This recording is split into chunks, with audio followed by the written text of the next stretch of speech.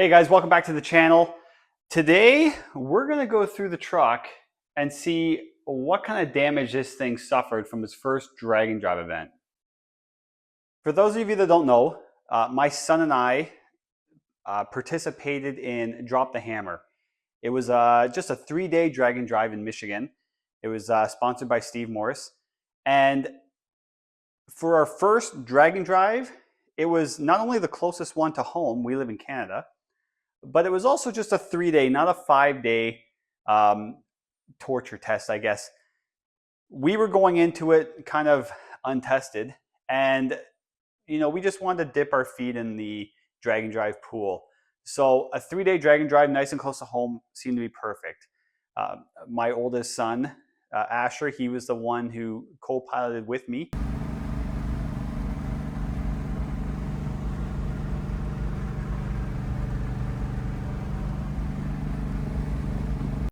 And it was a fantastic trip. Now, I feel like we experienced the full drag and drive aura that comes with this event. Not only did we have the rough drive that comes with driving a race car with, Kirky seats and no AC and none of that. It's loud inside. We also had to deal with breakdowns right on the first day, worrying about how we were going to finish the event, sleepless nights, like, working on only 3 hours of sleep on the first night there. We experienced amazing hospitality, and we had shops help out. We had local racers come up to us, asking us how they can help. Everyone seemed to love the truck. Everybody wanted to see us finish. Now, that was how you hear people describe drag and drive events, is racers helping racers get to the finish line. And our goal was, after the first day braking, we just wanted to make it to the last day. We were no longer looking to win in our, or even place in general, in our class. And I'm happy to say that we accomplished our goal. We made it to the end, and then we drove this thing home. We put 1,000 miles on this truck in 4 days. So it took a beating. So we're going to go over it, and we're going to see just how beat up the truck got from just a 3-day drag and drive. So starting up front, right away, and I could hear it during one of my stops to fuel up, was everything is rattled loose in this headlight. So I'm going to have to take that apart and figure out what's gone loose in it. The first night, I hit a raccoon. Now, I'm not going to go underneath and show you what it looks like underneath, but I can say that a part of the raccoon is still with us. It is on my belly pan. It is on my transmission. I have not seen if it's on the rear end yet. I just know it's up front. The grill took it like a champ. There is no damage to the grill, just a lot of bugs. Stuff was moving around a lot. We've got a lot of chips just from body panels touching panels. Like, I just painted these, and the corners are chipped up on it. I mean, this thing just shook going down the road with hitting potholes and everything else that you're going to find. The turbos, I got to do something with these. I got to get them sandblasted and coated. We did drive through rain and stuff, and it's just, they're rusty. So they're just ugly to look at. I want to deal with it. I don't like it having, the truck looks nice. I don't like to look at this rusty hot side. This side looks even worse because the tire from the accident rubbed the coating off. So it's looking pretty rough. So we're going to get that cleaned up. Now, I had to stop and fuel up about every hour. I don't have a big tank. I only got a 10-gallon tank.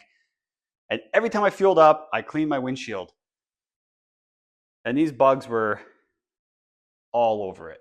Like, I clean the truck every day at the track, and yeah, the bugs The bugs were on point this year. I definitely have to give this thing an oil change. I did notice I've got a leak down here because down in my belly pan, there's some oil. There's some oil down there. And I'm pretty sure it's coming from right there. If the camera can focus. If I can get a light in there. These are my oil cooler lines. And that distribution block, there's oil sitting right above where it says in. So I'm pretty sure there's some oil seeping out of there. And this thing needs an oil change because I just put 1,000 miles on it. And I run E85 for a lot of the trip. The oil smells like E85. And the one night, driving home, I actually left the gas station and forgot to turn my water pump and fan on. And as soon as I got on the highway, the lights are coming on the dash, telling me I'm hot, and I look and I'm like, I am 250 degrees hot. And I quickly turned the fan and water pump on, got the temps down quick, but I had boiled a lot of water out and stuff, and I think I pretty much cooked the oil because it didn't sound all that happy after that. The engine kind of had a bit of a tick. It was kind of sound like it was slapping a little bit.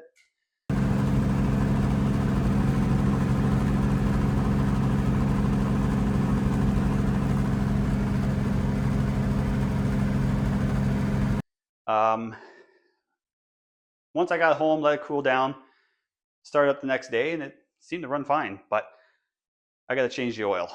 It's kind of bad on my part. I should have changed the oil partway through the trip, I feel, but I don't know. I'm a bad boy, I guess. So I'm going to change the oil. I'm going to basically do some reinforcing to the frame. I think I have a wheel bearing hurt. This, I mean, it feels tight, but when I was on the highway, if I went side to side, you could hear a kind of like a humming or a vibration every time I threw the weight to this side. So I'm going to pull this wheel bearing apart and check it out. I might just put new ones in just to be safe. Inside the truck, it is loud. I have to do something to quiet it down in here. The pillows came in clutch. We definitely needed those for the ride because Kirky seats are terrible to drive around in. Pillows saved our butts big time. I did put some sound deadening on the roof before we left. It really did nothing. I do have a headliner for this that is it's kind of like a cardboard material. This is the old one. They're just like a thin board, fiber board. And I have a new one. It's up in the box up there. They come coiled up, which is fun to deal with. And I think I might see if I can get it wrapped, maybe with some suede or something that will absorb sound. And then I want to get a carpet made for this. Right? It's just a metal floor. I think I'd like to get a carpet made. Those cup holders were awesome.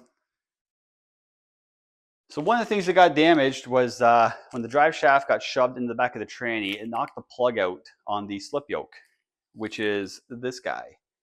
Like I ordered a new one from Strange, and we didn't have one on hand. It actually broke that plug. So the guys there, they actually drilled out a piece of sheet metal and were able to hammer it in and silicone it in, and it stayed in. I didn't leak any fluid. So that's a little bit of the jury rigging that we had to do. Now, as for the rear end, this is one of the pieces that the guys had to kind of scab in there real quick, just to kind of tie the top and bottom brackets together.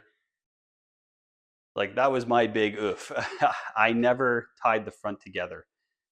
I did think about it when I built the rear end. but I figured that the bracket wrapped all the way up around the back, kind of like a C shape going around the axle.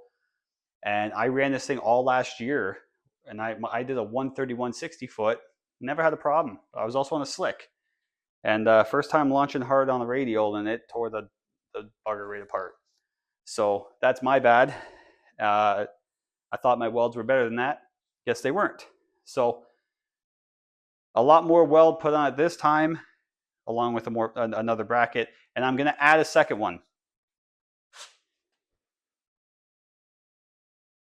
I will be putting one on the inside right here, so we'll have more strength.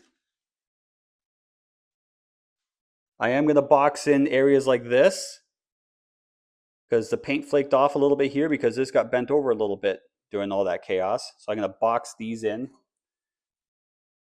Basically, the old man there, who's a seasoned racer, showed me the areas that I should strengthen on this chassis.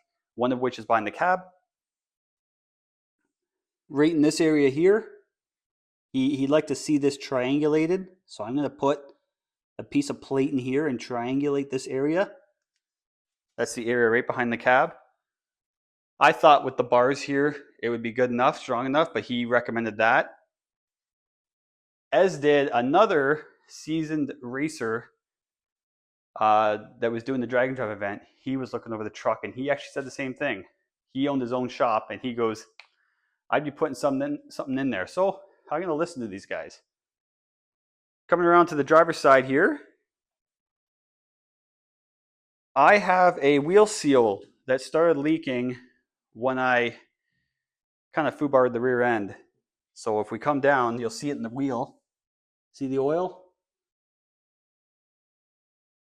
So I've got a compromised axle seal.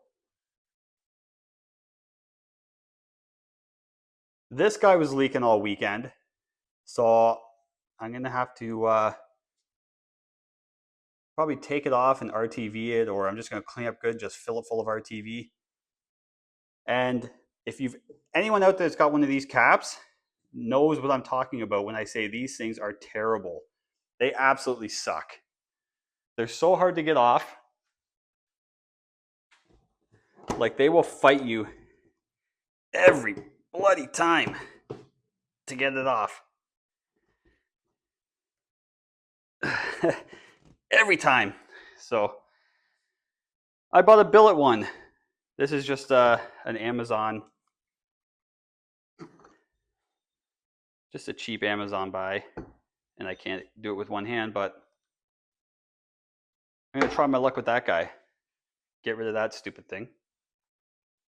And the day I was leaving, this guy right here failed.